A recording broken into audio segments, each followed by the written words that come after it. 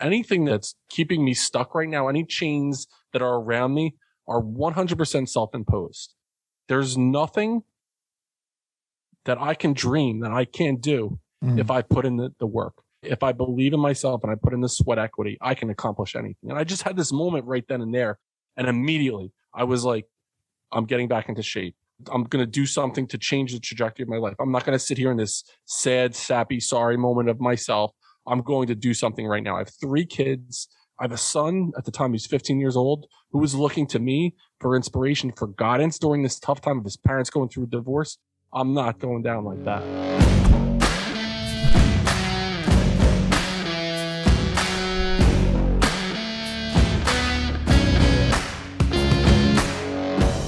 Welcome to the Spear and Clover podcast, the show about the art of crushing your goals and the discipline of loving your life while you do. I'm your host, Jason Skisic, the entrepreneurial evangelist, and each week I bring you the stories of visionaries who see the world as it could be and can't help but take action. If you're enjoying these episodes, please take a moment to subscribe, like, and review. This is the best way to stay in the loop when we drop new content. Sharing this podcast with friends is the best way to ensure we can keep making them and bring on more and more interesting guests. Many people say our children are our future, but Dennis Morolda puts his money where his mouth is. Dennis has spent his career working tirelessly to help children and their parents. His journey began in the schools, but as it has evolved into so much more with his podcast, coaching, and speaking, all centered around building men. Please welcome my friend, Dennis Morolda. Dennis, how you doing, man? What is up, Jason? Good to see you. Thanks for having me. Man, I'm super excited for this conversation. You're coming from an angle that I haven't had a chance to talk to somebody about. You're the owner of Building Men, which is both coaching and a podcast. Tell us a little bit more about Building Men. I could bring it back to the origin story if you'd like. Yeah, let's do it. Kick it off. So it goes back to 2005 when I started Building Men. I grew up a big fan of sports and, typical young man growing up, and went to college when college was a baseball player, studied elementary education as my major, sociology as my minor. And during that time, I worked through my sociology minor in a group home for at-risk teenagers. So it was always in the backdrop of something that I wanted to do. Was I saw a lot of these kids that were in this program that I was a part of that were there because of the court system, because of Department of Youth and Family Services. Mm-hmm. So I always wanted to do something to give back in that capacity. So fast forward, I was a teacher for 4 or 5 years and then became an assistant principal at the age of 28 in 2005 in Bordentown, New Jersey, which is where I live. Mm-hmm. And right away, as soon as I started, day one, I recognized all the issues I was dealing with were with the boys in the school. Mm-hmm. The boys were coming to school late. They were not coming at all. They were getting into fights. They were getting tossed out of class for disrespect. Normal stuff that boys are going to do, shit that we probably did as well when we were growing up. Yeah. But I recognized the number of incidents I was dealing with the young men. It was like 90% of my issues were with the boys in the school. At the same time, there was a really dynamic guidance counselor in our school, and she ran a girls group called Girls Speak Out. Mm-hmm. And all the girls in the school were a part of this program. They loved it. They would go and meet with her once a week and talk about, femininity and body issues and different things like that. But there was not a synonymous program for the boys. So me recognizing it was a shit show with the boys in the school, I needed to do something about this. So I started this boys group in October of 2005. And right away, almost every boy in the school, 7th and 8th grade, joined. They joined because the girls had their group, so they wanted to have a boys group. So they figured we would sit around and talk about boobs and, smoke cigars and drink beers. But what happened was I talked to Jason about, all right, what do you think it is to be a man? What does masculinity mean to you? And to them, and probably a lot of the listeners that were growing up thinking about what you thought a man was, to them it was how good of an athlete you were first. It was, Are you bigger, faster, stronger? Could you throw the ball farther? Could you shoot the ball better? Could you do whatever? Were you better athletically, stronger than the other person? Then it was, how many girls can you bang? It was the notches on the belt. It was, or the hottest girl. So it became this thing about like conquesting, like being a sexual conquistador. And then it was about the number of zeros in your bank account and the accumulation of material things, the sneakers, the car, the house, the whatever it was, insert, your topic here. And what we started to decide was that a lot of the things that these young men were basing what a man means to them or needs to be were all things that could potentially be taken away from them. They're all like, you could break your leg and now you're not the star soccer player anymore. You could get sick or something could happen and your dick doesn't work like it did at one time. And if you're basing your masculinity on that, then where are you? You could lose your job, or the stock market could crash, or something can happen if you're basing your being a man around your economic success. Then where are you? So we started to talk about, what can you do? How can we change the definition? So what we think about a man, it's about something that's intrinsic, internal, something that cannot be taken away from you. So we started to talk about character, integrity, service to other people. What can you do as a human being to make someone else's life a little bit easier, help them breathe a little bit easier? We talked about respect, responsibility, accountability, perseverance, and all these things. We were meeting once a week before school started, and I got the boys to join this group. We set it up in a circle. We shook hands, looked each other in the eye, shook hands at the start and end of every single meeting, a good firm handshake like you'd be meeting your girlfriend's father or going on a job interview or something like that. And it started to develop this community. And the boys really enjoyed going into this space, talking about the shit that they were going through and having that level of feeling of strength, but also being able to be vulnerable and talk about the things that were on their mind during that time. And the other thing, I taught them how to tie a tie.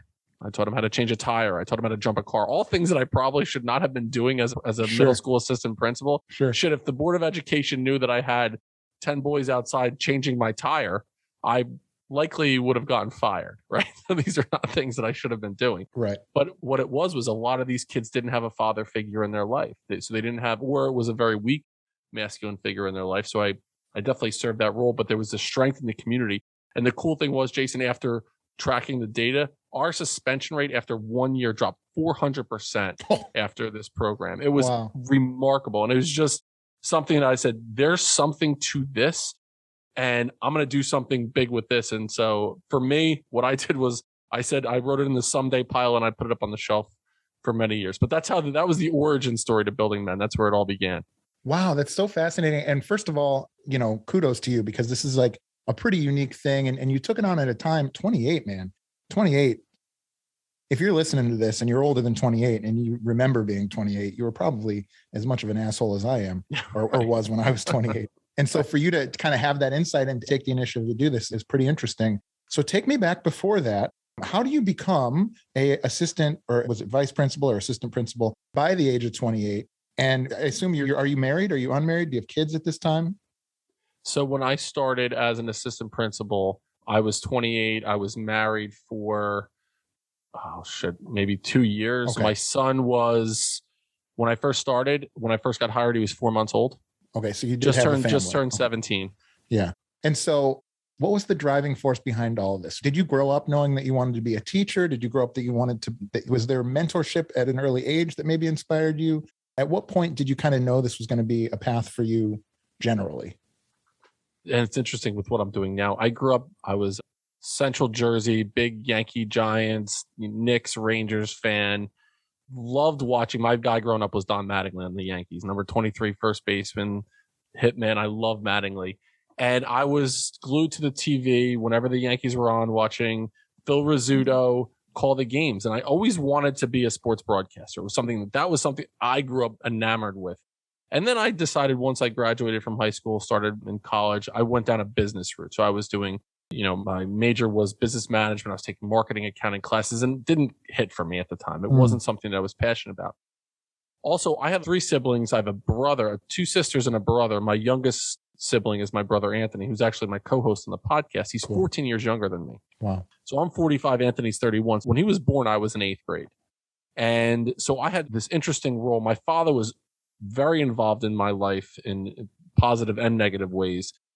With my brother, he was uninvolved, 100% uninvolved with what Anthony was doing. And so I took on this pseudo role as an older brother / father figure to my younger brother. Now we're best friends. We're thick as thieves. But at the time, I served this role as a father figure to my brother. So now I'm in college my first year, and coming back, I wanted to coach him. So I wound up coaching his T-ball team. Cool. And me coaching, I saw that this is where I need to be going in my life. So doing something with the coaching thing. And I said, what's the easiest way for me to coach? And that was, I'm going to teach. So I changed my major at that time and changed my major to elementary education, started taking classes. And that's when it turned into me going down the route to be an educator, was coaching my younger brother. and seeing all the power in that. And the initial question about, getting to that position at an early age, I started teaching at the age of 23. I went to school for an extra year because I changed my major. So my first year was at 23. My first day teaching was 3 days before 9/11. It was in central New Jersey. So it was impacted me as an educator, seeing what was going on there. And again, seeing the power of community. Second year as a teacher, I recognized I liked the leadership things that were going on in the school. I liked being the one to organize things and run meetings. And so I actually applied for a position as a grade level chairperson for the sixth grade teachers. And we had 20 some odd teachers. So I was a second year teacher leading meetings for people that were 40, 50, even 60 years old. And I really enjoyed that aspect. So I said right away, I'm going to go back and get my master's degree. Fast tracked it. I only taught for 4.5 years. In New Jersey, you're supposed to teach for 5 years before you can get a job as an administrator. I have no idea how I slipped through the cracks, but I became an administrator before I was even supposed to. Wow, that's fantastic. Congratulations again.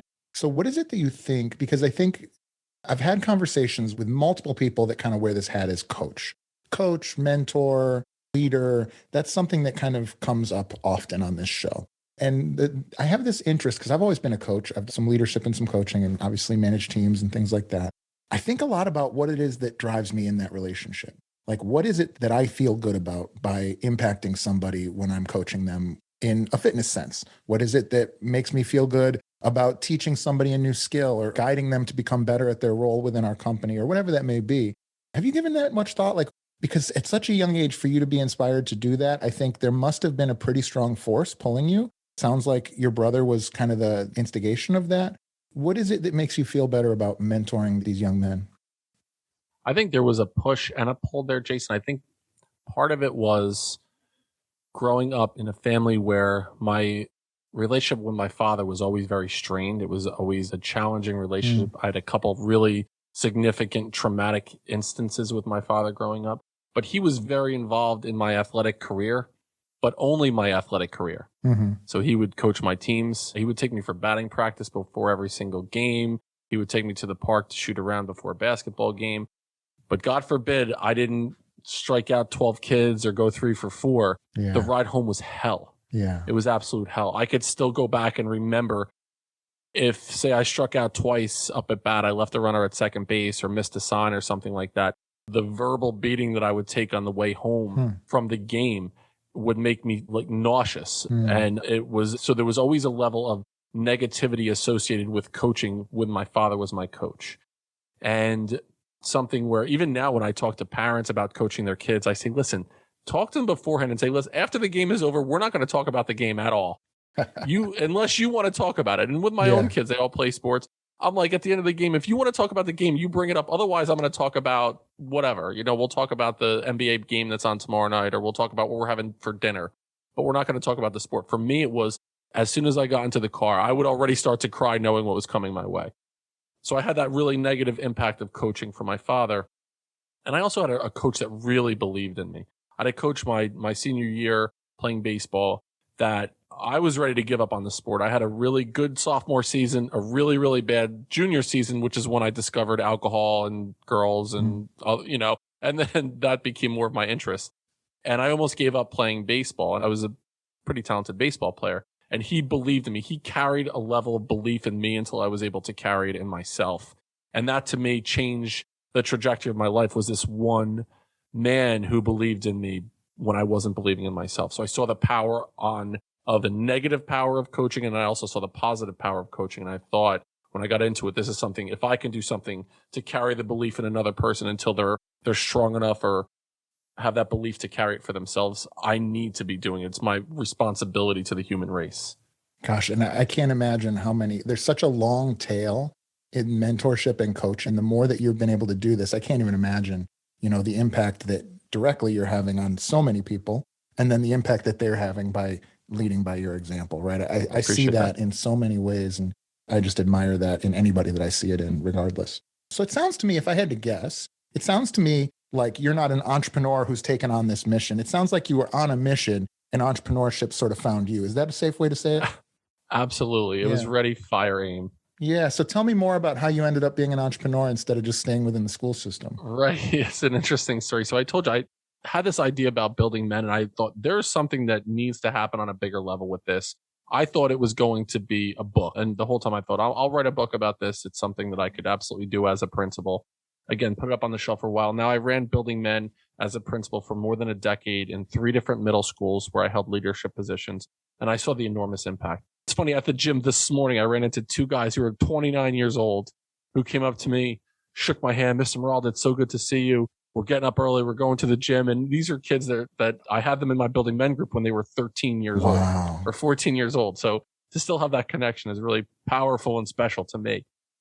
So now I'm working as a principal in a couple different school districts, and I saw such power in this, and I gravitated towards any free time that I had went towards Building Men. And it was nothing that was on a lesson plan. There was no curriculum for it. It was not tested. It was just real shit that young men had to talk about, to get off their chest, to help them connect and understand who they were. And the further along I got in education, one, it was this idea, should I be climbing the ladder? Should I be going back and getting my doctorate to then become a superintendent? And it was this my course of action? And there was always this pull in the other direction with Building Men for me. What happened was in 2019, I was working in a school district where there was a superintendent and a board of education. He basically said, listen, you need to spend more time looking at the curriculum, scouring the teachers' lesson plans, making sure that the standardized test scores are favorable when we compare them to our neighboring school districts. In Jersey, your majority of your budget comes from local property taxes. So as people are moving in, they want to move into a school district that has higher test scores for their kids to get a better education. So, which I totally don't believe in standardized test scores. That's a whole nother episode we can get into, but yeah, I'm sure. So basically there was this moment where I was told, you have to stop doing it. You have to stop the social groups. You have to give it up. We're not doing it anymore. So I had this moment where I said, I can't give it up. So I took this leap of faith and I left public education in 2019. And Jason, at the time I'm divorced now. I was married and my ex got a job as a business administrator. So then her salary jumped significantly. And she was able to carry the benefits, and it gave me the opportunity to take this risk. So I did take the risk. I was 42 years old at the time. So I took this risk, and now I started working as a social emotional learning consultant and a coach with different school districts all over the country. So I would go and work with teachers and coach teachers. I was doing keynote speeches and helping teachers understand the importance of building community, managing behavior in your classroom, the nitty gritty stuff that a lot of things are not being taught in these teacher preparation programs. It went well for me. I took a hit on my salary, but things were going well because of the reach that I was having. Fast forward to March of 2020, my marriage was deteriorated to the point where we decided to get divorced, and then the world shuts down.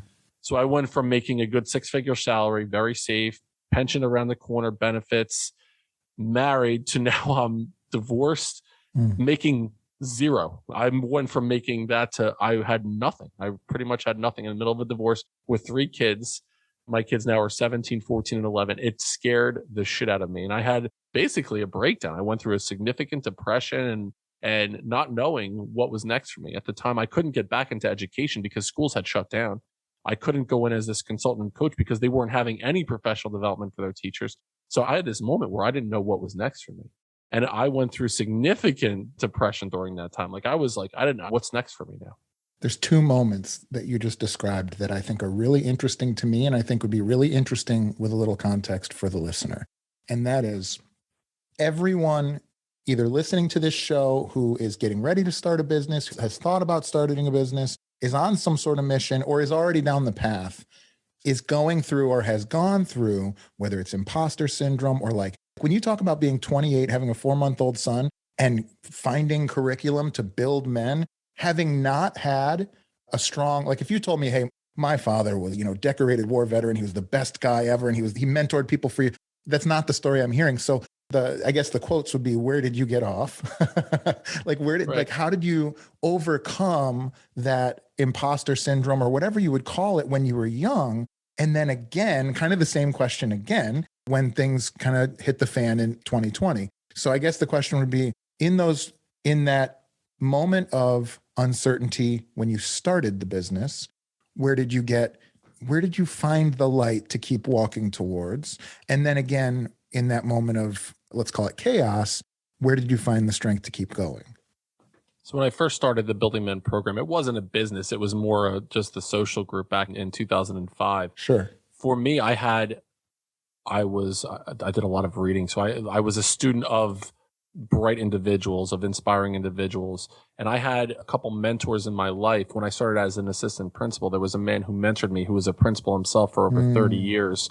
And he was an old guy named Jack who was a very stoic, ball busting kind of guy as well. And he was this father/grandfather figure that was just a powerful force in my life. And he really helped me through a lot of difficult things. And our conversations helped me understand, one, true masculinity, and then two, what my potential impact can be on young men who really didn't have someone in their life, like I didn't for a period of time as well. Fast forward to that space where I was during COVID, during lockdown, going through a divorce. Fitness had always been a big part of who I am, and I let myself go for that period of time as well. So I was drinking every single day, overeating. I went from like 230 pounds, and I'm a big guy, I'm 6'4", 230 to like 255, and it was a doughy 255 for me. It wasn't like a middle linebacker. It was a doughy 255. Yeah. And so there was a moment where going through this, I went out for a drive, and I started crying, and I pulled off to the side of the road at some park, some farm. And I get out of the car is still on, the radio's blasting, and I'm just like looking up to the sky, like, what am I going to do now? I had that moment. And a song came on the radio, Jason, and it was a song that I heard probably 1,000 times. Growing up, my father was a painter. And so I would work with him starting at like 12 or 13 years old, apartment painting. So I would go in and we would listen to classic rock from 5 a.m. to 6 a.m. And then Howard Stern came on at 6. We'd listen to Stern from 6 until whenever the plugs were done, and then classic rock would come on for the rest of the day. So now I'm in this spot with my father, and I still remember hearing this song so many times. It was on a classic rock station. It's the song Already Gone by the Eagles. And I had heard it so many times, but I never heard the lyrics until this specific point when I needed to hear them. And there's a line in the song that says, "So oftentimes it happens that we live our lives in chains and we never even know we have the key." And I stopped in my tracks and I was like, holy shit, like this is speaking to me. This line from this song that I've heard so many times but never heard. I finally heard the lyrics to this specific spot in the song.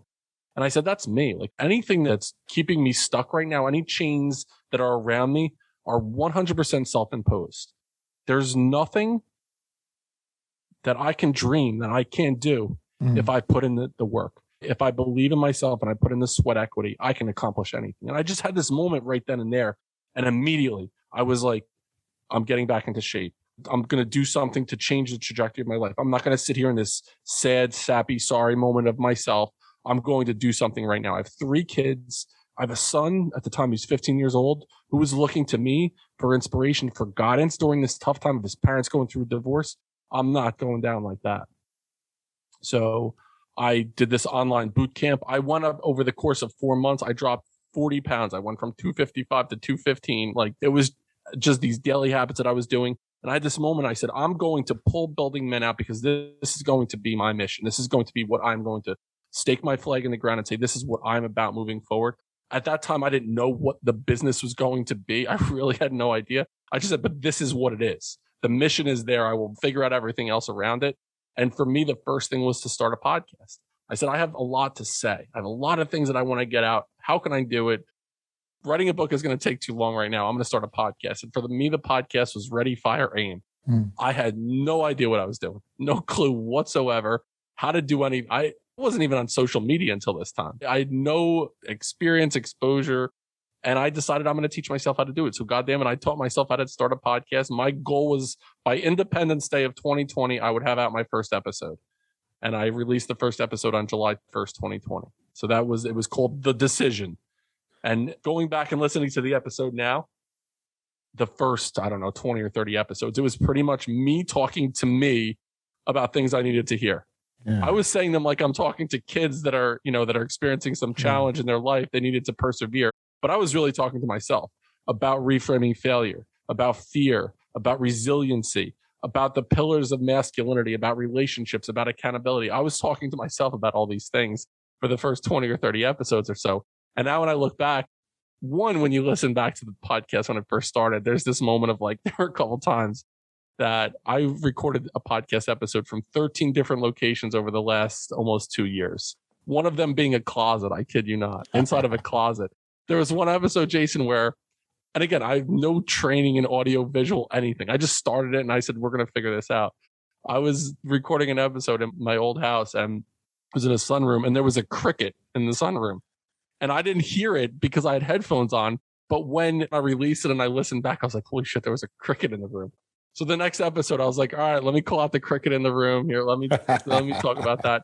But the cool thing was, as I was doing, the more reps I got, the more comfortable I became telling my story. And in telling that story, I was able to lean into this level of vulnerability that never existed. I was never able to really, truly lean into it. And all of a sudden, the podcast switched when I was finally like, you know what? Here's my shit. Here's the stuff that I've gone through. Let me just be real. And then after that, I started to have guests on and I started to understand the give and take and what I can do through other people's stories to add value to the people that were listening. And over the last 6 months or so, it's really grown exponentially. So now we have a pretty wide reach. It's downloaded in like 75 different countries, and I have a pretty regular audience on the podcast. And it's become something where, again, I didn't go into it to be an entrepreneur. I went into it because of my belief in the movement, and then that entrepreneurial lifestyle kind of came along with me. Yeah, I think, and to your credit, I mean, that's what entrepreneurial is. Even if you didn't set out, with that goal in mind, that's what it is kind of needing to make that impact that you see in the world. One of the things I would say is I find myself telling, friends, colleagues, clients, whatever, I find myself telling them when they're in a tough time, I say, think about the people you respect most in your life, and then think about how they behave. And when I think about, especially from like a masculine perspective, the people that I respect most are those people who have vulnerability, those people who have had struggles. And, I'm not that interested in the story, whether it's true or not, of somebody who was, born the best in this class and, stayed at the top and then had a long career and then went to the Hall of Fame. Like, that's interesting to me. But what really I think is a human interest thing, particularly in my case, from masculinity, is those people that have vulnerability and that have had struggles and picked up the load and carried it anyways. And so this is just a long way to say that, I think that only adds to your ability as in your mission. And I would sort of follow that up with, what else would you say? You talk about the definition of masculinity. How do you define masculinity to these folks who maybe have been walking through life with maybe a different perception? It's interesting. My definition has changed so many times, even over the last 2 years, as I go through and interview different people and get different perspectives on it. The closest thing that I can come to is it's like a Venn diagram. And within that Venn diagram, there's this idea of strength, and strength where there's a physical component to it, where you have to be able to take care of yourself and protect your loved ones, your family, to the best of your ability. And you don't have to be 6'5", 290 and bench 350. Like, that doesn't necessarily need to be part of it, but you have to take care of yourself and be able to provide that level of strength. So there's that part of it. But at the same time, you have to be able to be vulnerable. You have to lean into those difficult conversations. I think what it is, and I've seen it's like the balance between the old school way, which was my father's way, where he'd come home from work and it would be like, where's my turkey pot pie, bitch? Ugh. Where's my beer? And like, it was this, like, kids are seen and not heard.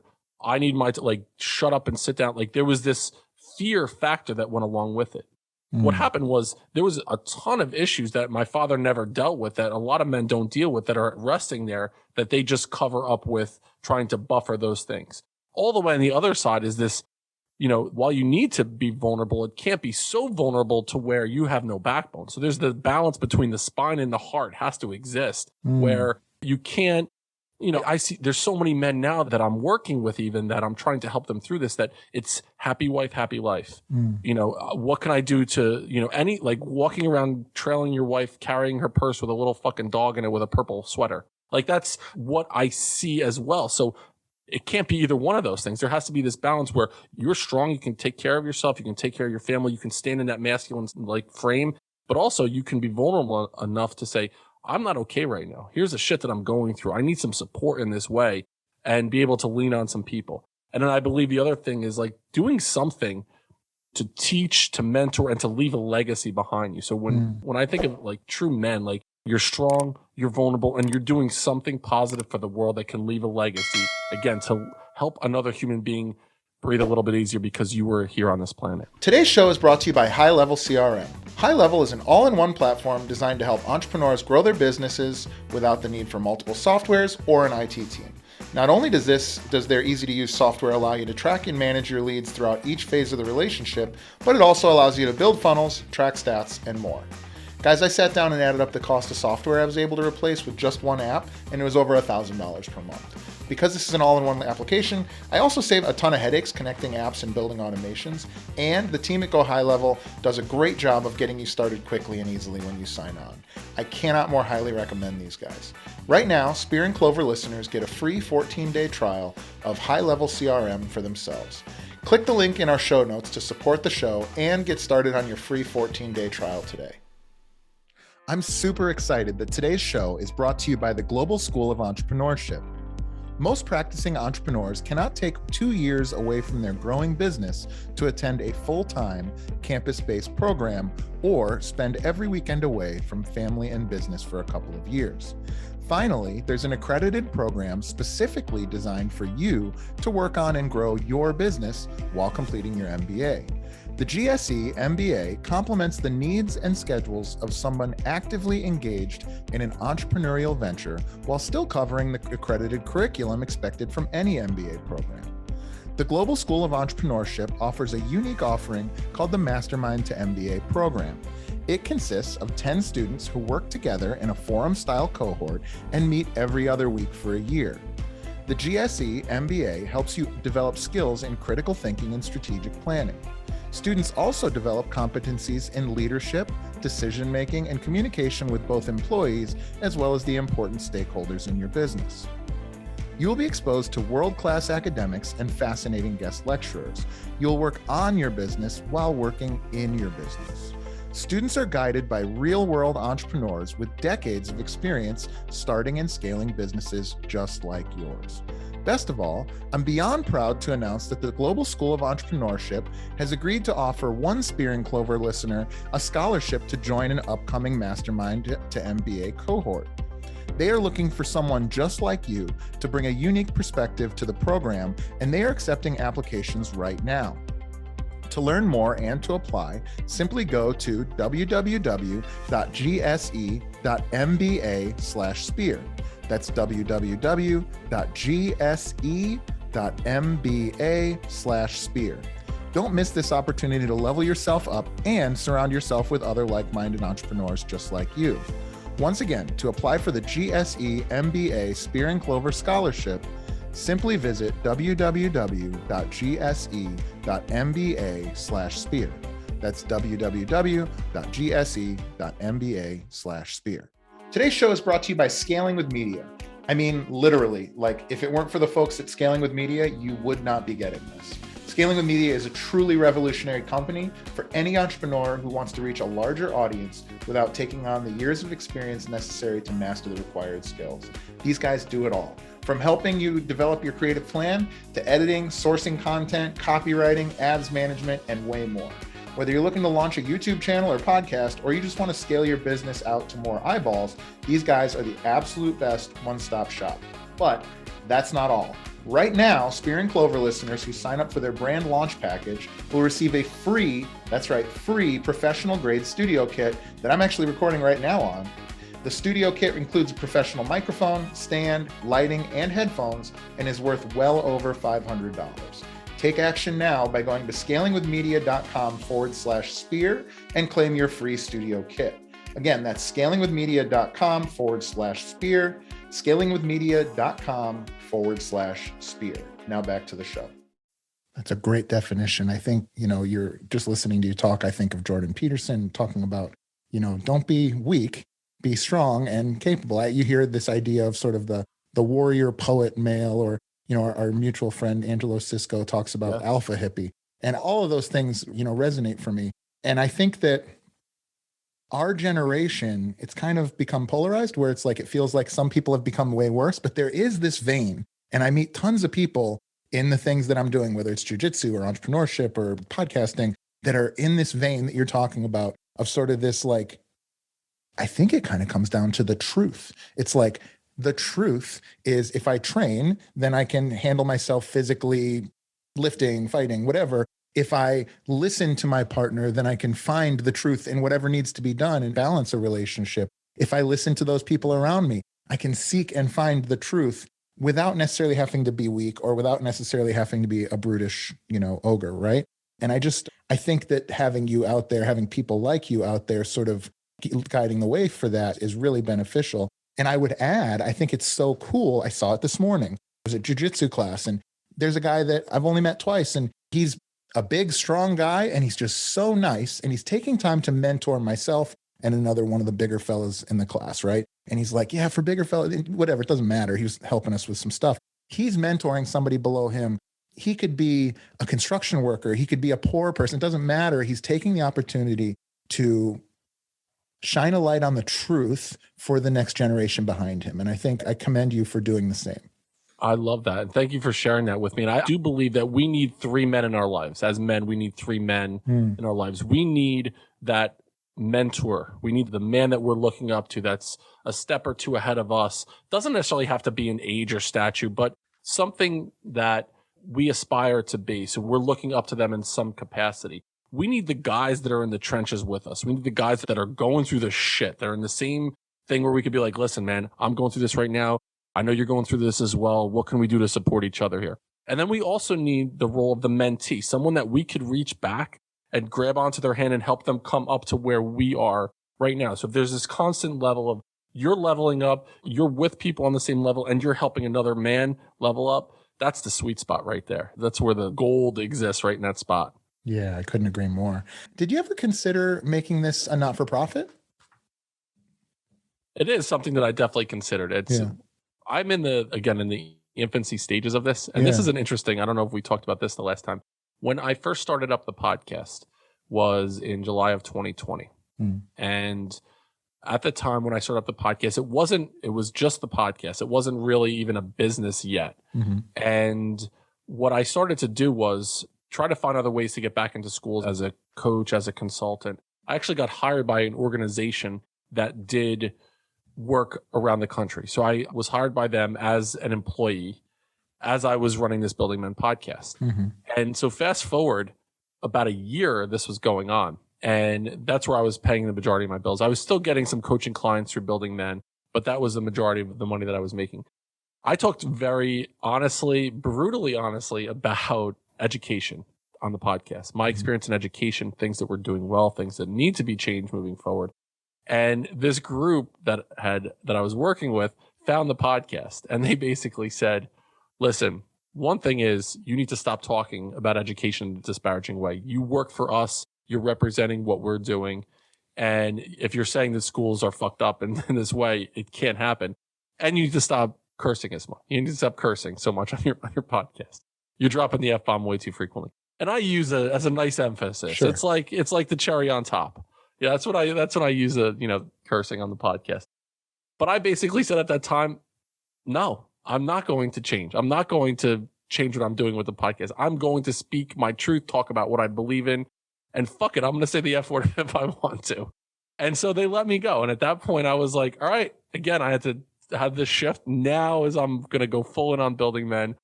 There was a sign that I needed to do this. And that's when it truly started to start up for me, where I'm like, now I'm doing coaching and speaking engagements through Building Men. And that's been the biggest game changer for me. So it was that moment of, again, I needed to prove to myself that this is what it was about. It was like, you're getting all these tests in the universe. And finally I said, I'm going to surrender to this is what I need to be doing right now.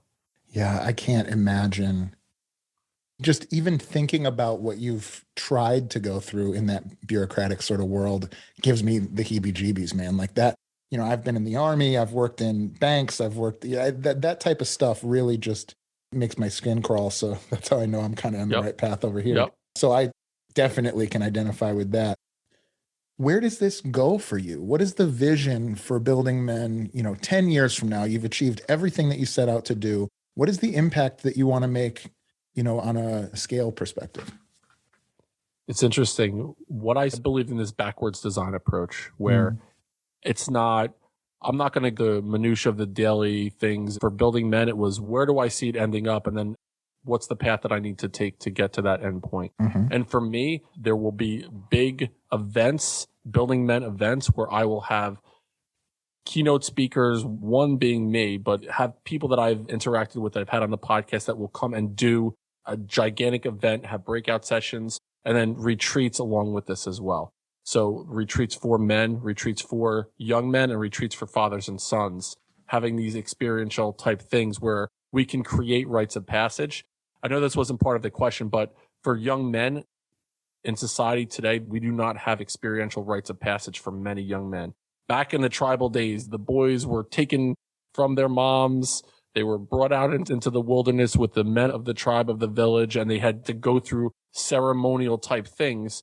They had to chant, had to start a fire, they had to kill an animal, and they would come back as men in the eyes of the village. There's nothing like that happens traditionally with men now. You know, after the 1940s and even like after the Vietnam War, where the young men went to war, there's not something like that happened. So now we have this extended state of adolescence. I mentioned my brother's 31 years old. He's 14 years younger than me. His friends, they still are middle school kids. I love these kids, but they're still middle school kids. Yeah. What they want to do right now, they want to play video games, go get banged up on the weekend, and try to, be with the hottest girl that they see at the bar that night. So it's this very shallow, surface level experience that they're having because they never went through a rite of passage and don't even truly believe that they're a man. There's something I read it somewhere, that if you were to ask kids in high school right now, what age do they become an adult? And the adult meaning that they live on their own, they have a car, they have a job, they're paying their own bills, they're not on their parents' plan for anything. What is the age that they become an adult? And the most common answer given was like 29 or 30 years old. And I'm thinking, like, we had people that were like saving the world at that age, and the young men right now think that they're still a kid at 27, 28. And that needs to change. So we need to be a part of building men to a spot where they understand, we need to go back to the spot where we're giving experiential things to kids that are in middle school and high school. You mentioned Jordan Peterson before. One of the things that I love so much that he says is we need to let kids do dangerous things carefully. So many times as parents, we come in and we're like, oh, don't do that, you're going to get hurt. No, like, you need to let kids experience things and do things. And that's how they gain this level of self-confidence, that they're able to do things, but do the dangerous things in a careful way. So if they're going to climb on the top of the jungle gym, let them do it. If they fall down, they get hurt. All right, there's a learning experience for them. Don't swoop in and solve all their problems. As a principal, I had so many conversations, Jason, with parents where they would want to argue a kid's grade. Johnny, he should have gotten a 97 on the project. One, who gives a shit about the 97? That's the first thing. Two, if Johnny has a problem with the grade, he needs to talk to the teacher about it. Let the kid fail, figure out like who they are, like grow some testicular fortitude and pick yourself back up from that difficult situation when mom and dad doesn't swoop in and solve the problem there. I went off on a total tangent there, but where do I see building men? I see it as there will be experiential events that will be held all over the country, and I will have men speaking about what it means to be a man and have different breakout sessions and then do retreats around this experience as well. Have you spoken to Bedros at all ever? So Bedros, I had on his partner, Aaron Alejandrino. I interviewed him end of December, beginning of January. And so Aaron was on the podcast, the Fit Beard on Instagram. Yeah. Just a total fucking savage, that guy. Like, I just know there's some crossover there. Yeah. Oh my God. Yeah. So I would love to have Bedros on the podcast without a doubt. It's only a matter of time. And what I'm recognizing too in this space is, you go into these interactions to provide goodness into the world and to provide some service for another person. I don't ever go in like looking to, I need to get this person or that person. It's like, hey, what can I do to help you out? And all of a sudden these other doors are opening in different areas. Yeah. So it's interesting you talk about youth and kind of these kind of coming of age things. And, for instance, I think the best thing that we have now is probably sports. But even in sports, it's all about winning, or it's all about making starter. And so there is some element of like, that's not what the coming of age thing is. It's the journey that's the coming of age thing, right? And to your point, there have been people in history that, were leading men into battle in their teens, like to death, right? Or victory or whatever. So if I'm listening to this at home and I'm a father of a young son, or maybe I'm a single mother of a young son, what are some things, as tactically as we can get, what are some things that you would recommend that they try to do, if they're not independently wealthy and able to spend 9 hours a day with their kid, what are some things that you've seen be successful or some things that are resources locally?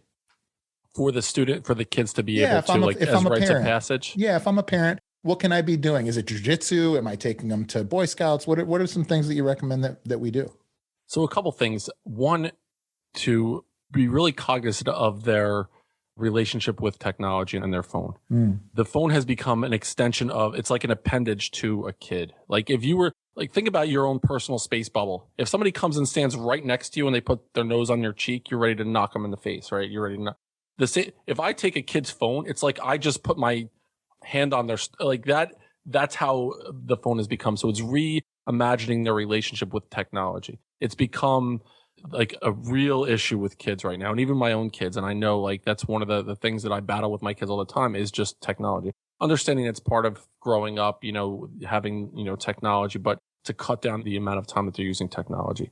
Doing something physical, without a doubt, doing something physical. Being involved in a solo thing like jujitsu, being involved in a solo thing where they're doing something, even if it's running, if it's training for some kind of an event, something where they're relying on themselves 100%. If it's golf, if it's something where they are the be all end all for the success. So there's the reliance on themselves. Also being involved in something where they are part of a community or part of a team. It doesn't necessarily have to be a sports team. It could be Boy Scouts. It could be another organization where they understand the necessity for interacting socially within a productive community.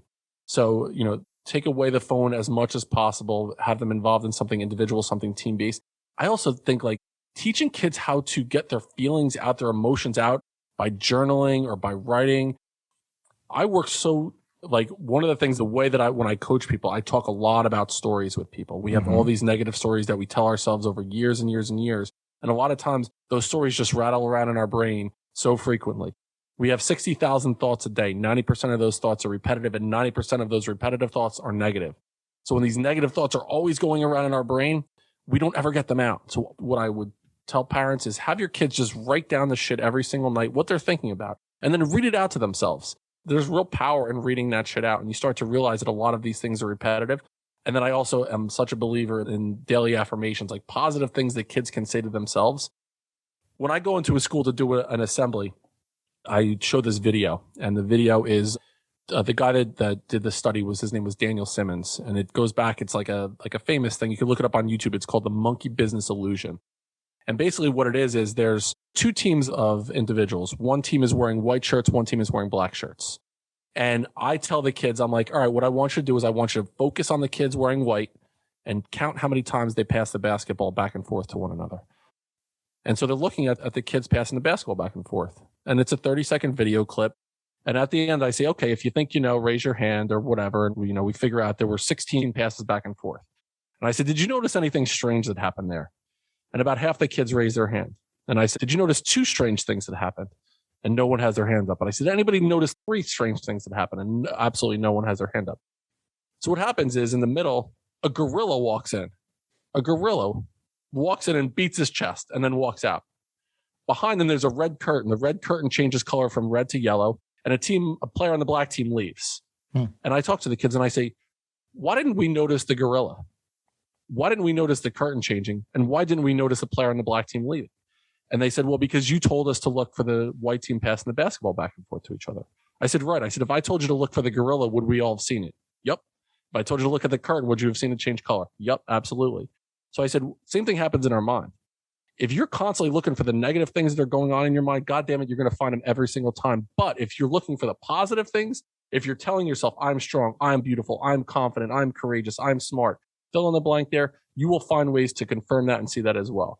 So if you're working with your kid right now, and again, for teenagers, it's especially important because the way that they see themselves is how they think their peers see them. It's not even what they're seeing in the mirror. It's what they think their friends are seeing them. And that could be totally inaccurate as well. So if they can find spots every single day to have daily affirmations and tell themselves those positive things, look in the mirror and say those things, that goes a long way. That could be a game changer in their life. So those are a couple little things that you could add in right away. I mean, I could go on and on about what we can do to change the education system because I do believe it's about experiences. So even talking to your kids, what are they interested in? Finding them a way to get, to go volunteer, to work at a spot to do an internship, to really, roll up their sleeves and do something in a physical way, that they're learning something more about their capabilities, about their abilities that they have that can bring some goodness to the world. Yeah, that's a good point. I mean, giving them exposure to, I mean, I always volunteered. We volunteered at, we did Habitat for Humanity. We did, homeless shelters. We did food drives. We did Meals on Wheels. That was a big part of, just sort of seemed normal, like community behavior when I was a kid. And we certainly weren't like well off or anything. We just were participating. It was through the church. But, I've heard it said that, I don't know the number off the top of my head, but I've heard it said that it's like a huge increase from our generation to this generation in the level of anxiety in the average person. And anxiety, of course, is like the fear of what might happen. And it feels like maybe, we're walking around all day with anxiety engines, these phones, right? Mm-hmm. Because, everything a kid said goes out to 1,000 people, 100,000 people, 1 million people. There's all these uncontrollable variables, maybe. Certainly I'm not an expert on that, nor I claim to be. But it seems to me that the thing that I'm not an anxious person. I'm never anxious. And it's because I've seen myself tried and come out successfully. I've seen myself tried and come out unsuccessfully. And I've realized just through the course of experience and maturity that it's not that bad most of the time. And I think the more maybe that we could get young men and women exposed to that in an early and healthy way, maybe that would alleviate some of the anxiety. Would you agree or add to that at all? Absolutely. Well, yeah. I play a game. If I'm coaching someone, instead of what ifing the bad shit, we what if the good shit. Yeah. So often in life, we what if the bad shit. What if I don't get the job? What if I get sick? What if I get a flat tire? What if I get lost on wherever? Or what if I get the job? What if I remain healthy? What if I get there 20 minutes early? What if you start what ifing the good shit? And again, you start seeing those positive things. Yeah. And the other thing is what you start to recognize is, I think it was Mark Twain, he said, like, he has 1,000 problems in his life, and most of which have never even occurred. Most of those problems have never occurred because you build up this idea of what could possibly happen. I'll even say when I'm working with someone, if there is an overwhelming level of anxiety for whatever it is, I'll say, all right, let's play out worst case scenario here. Yeah. We'll play it out. Like, let's truly walk through what's the worst thing that could possibly happen here. And I'll have them write it down, like write down everything that the worst thing that could possibly happen, then read it out and say, okay, is this likely to happen? Let's really look it through. Now let's play out the best case scenario. If this happens exactly the way that it should happen, and at the end of it, you're sitting with hands behind your head like, this is amazing. Yeah. Let's play that out as well. Which of these would you prefer? All right, let's focus in on this happening then, the positive thing, because all the time that you're going to spend on the negative thing in your mind, think about all the time that you're wasting focusing on this worst case scenario, which most likely is not going to occur. God, I love that. I also would say even hedging on the side of things that do occur, how many of the best stories in your life are about things that went great? Fucking none. Like when the stories that I tell at parties or the things that I think back fondly on when I visit with friends from back in the day, or even just when I just think about life. And I remember that shift. It was probably sometime around my military service, but I remember that shift of like, oh, we're going to get a great story out of this. And it took a long time, but now I get to the point where when things go wrong, and I'm talking small stuff, you get a flat tire, the engine dies, whatever. Sometimes I'll just chuckle and be like, oh, great, we got a new story. And it like has become sort of like a heat sink that just removes all of the energy from like the chaos. So now it's almost like I'd never root for the wrong thing to happen, but motherfucker, I'm ready if it does. Does that make sense? Absolutely. I love that you're looking for that story. And in the moment, if you could be in the moment, knowing that the shit just hit the fan, thinking, you know what, this is going to be really funny to tell in a year from now at a party. I look back, Jason, I'm thinking 2 years ago right now. So right now we're in the middle of a quarantine, right? That was the best thing that ever happened to me. At the time, woe is me. I'm depressed. I'm overweight. I'm drinking. I'm this. I'm that. I don't know what's. If that event didn't happen, I would have stayed in that trudgy, run down, downtrodden. I needed that event to happen to, one, shake me out of the shit that I was going through. But then it gave me an opportunity to prove to me that I am a badass, that I am capable of doing this. It shook me to the point where I was like, I can do this. I can absolutely do this now. So it's being in the moment, recognizing that I'll give you this example. Think about some of the greatest movies you've ever seen in your entire life. As you're watching the movie, all right, they're going to tie this up. By the end of this movie, I'm going to feel good again. I watched Shawshank Redemption with my kids the other day.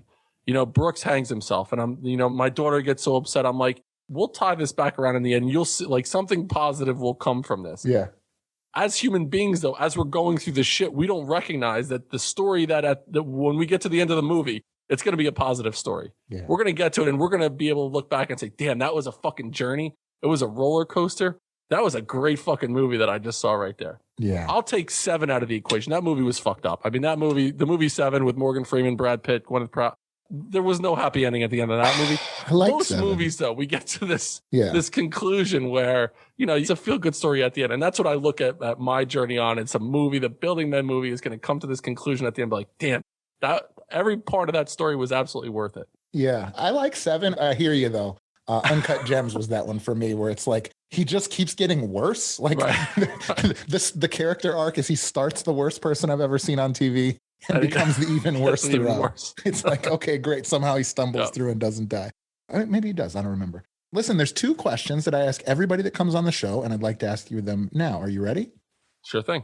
The first question is, if you had access to unlimited capital, how would you profitably grow your business that you currently run? It would be investing in the future. 100%. Like I see the power in investing in people in the next generation. So what can I do? It would be to empower those I mentioned before, the people that are coming behind you. I would empower those behind me to be the best versions of themselves, thus supporting, like growing the foundation, growing the structure. I could create a pyramid of, with 8 bricks, or I could do it with 8,000 bricks. And the pyramid with 8,000 bricks is going to reach up to the sky. So I would do everything that I could to empower those supporting, coming behind, to be the best of themselves, to then perpetuate what we're doing with Building Men. I love it. Have you given much thought to formally the way that I grew my CrossFit gym team was I basically drafted rather than trading. I drafted from within the ranks, found people that had done particularly well in the program, and then they became interns, they became coaches, and then ultimately one of them now owns the gym. Have you given much thought to like formally structuring that, where these 29-year-old folks that you had when they were 13, or have you tried to kind of incorporate them and get them involved in what you guys are doing? Just recently, and I actually posted for a social media position. I was the chief cook and bottle washer for Building Men. I was doing the audio around the podcast. I was doing pretty much everything. As I was, growing what I was doing, I said, I can do these things. I can do these things, until I got to the point where I started to value my time at a specific dollar point or, price point. And I said, I can't spend my time doing this. My time needs to be spent doing these other things. So a guy that actually went through the program is now doing our social media. So if you follow Building Men, you'll notice even the frequency of the posts that are coming out. Everything is done now. So this is a guy who went through the Building Men program, and now he's doing the social media behind. And so it was plus my younger brother's he's my co-host in this, and to see him starting to coach people and be successful in that capacity as well. So it is something just started to tiptoe into right now.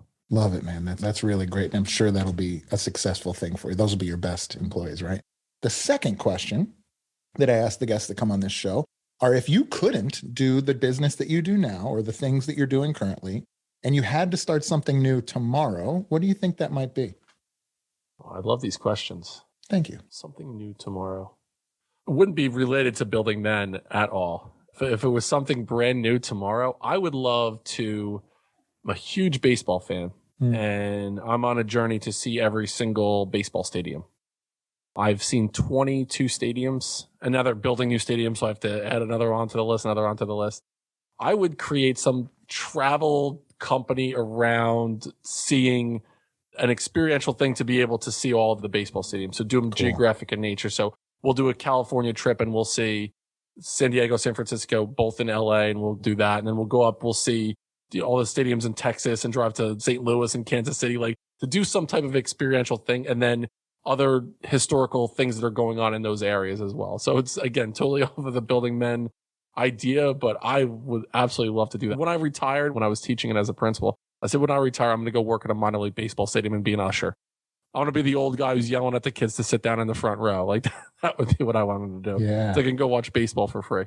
It's funny. I think, first of all, it's a great answer. And I don't know if you're familiar with Bill Burr, the comedian, but he used to, I think he's done it now, but he wanted to hit every major stadium from every sport. And he would like set up weekends on particular weekends when matchups were going to be. So I thought that was pretty cool. The other thing I've noticed as I ask these questions, particularly that second one, the more I think I'm starting to get an intuition for, the more super dedicated you are to your primary business, the less serious your backup business is. It's like, I'm on a life's mission to do this. Yes. And I say, what if you have to let that go and do, oh, I don't know. I guess I'd run like a surf shop on like a beach. Like, fuck it. I guess I would just give up on everything because this is the only thing I think about. And I just think that's kind of an indirect testament to how dedicated you are to building the next generation of young men. So as we wrap this up, Dennis, I really appreciate your time. I think what you're doing is really important and valuable. We need people like you. If you're listening to this and you'd like to get a hold of Dennis, either to work directly with him, to listen to the podcast, or even maybe to see how you can bring some of his influence to your area, Dennis, how are they going to get a hold of you? The most influential, or the most work that I do is on Instagram. Building.men is my Instagram. My email address is buildingmencoach@gmail.com. And my website is buildingmen.io. And if you get in touch with me, I'll be back in touch with you within 24 hours. But I offer a free 30-minute coaching call. So if you want to do a discovery call just to see if there's any level of synergy there, I do offer that as well. And just recently, it's gotten pretty cool. And by the time that this airs, hopefully we'll be into the second round of this online young men coaching program where we're going to do 2 Zoom meetings per month with kids ages 15 through 23. And there'll be an hour and a half each time, and I'll bring on one guest mentor for each session that will talk about specific areas in their life over the course of 12 months. It'll be self-discipline. It'll be around like a financial component. There'll be one about utilizing technology. There'll be one around physical fitness. So that's the big thing that's coming up with Building Men. So by the time this airs, we'll be into the 3rd month of the first cycle. So if anyone's interested in that, please reach out. Fantastic. Dennis, thank you so much for your time. I really appreciate you sharing your story. My pleasure, my man. All right, brother. Thank you guys so much for watching or listening to the show. If you enjoyed the show, please don't forget to show us some love by liking, rating, and subscribing so we can keep making more and better content. If you'd like to support the show and get a great additional content like exclusive shows and even live group masterminds, please head over to patreon.com/Spear and Clover to become a member of the tribe. If you're interested in learning more about how we help entrepreneurs, visit spearandclover.com or message us on any of our platforms. Thanks again, and we'll see you soon.